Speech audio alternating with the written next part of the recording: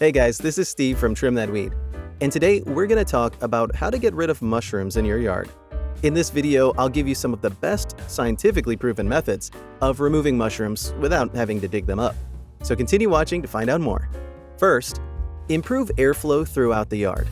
To get rid of mushrooms, you need to address the root cause of the problem, which in many cases is the spores released by the mushrooms that are still in your lawn. If these spores are left to settle in your yard, they'll eventually become mushrooms. You can improve the airflow through your yard in two ways. Enhancing airflow through the soil, which can be done with a couple of tools that are easily found online, and keeping the grass in your lawn short all the time to have sufficient airflow. Finally, people always seem to forget a heap of cut grass in one corner of the yard, which is a prime spot for mushroom development. Always dispose of all the cut grass properly. Making use of fungicides. Fungicides are chemicals that are sold in several plant stores, meant to help you keep off fungi such as mushrooms. These chemicals can be used as a preventative measure or to kill already established mushrooms. Just head into your local plant store and ask for a fungicide that will kill mushroom spores or the mushrooms themselves.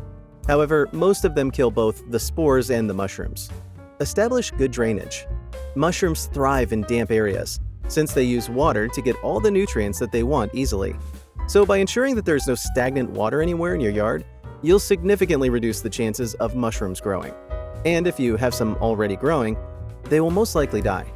Good drainage can be achieved by digging trenches and ensuring your yard is level. Using nitrogen-rich fertilizer.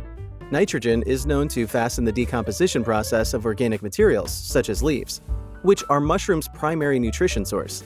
When the mushroom runs out of food source, they will in turn die. This means your plants continue getting the necessary nutrients and you don't have to worry about mushrooms. So there you have it. Those are just a few of the most effective methods of mushroom handling.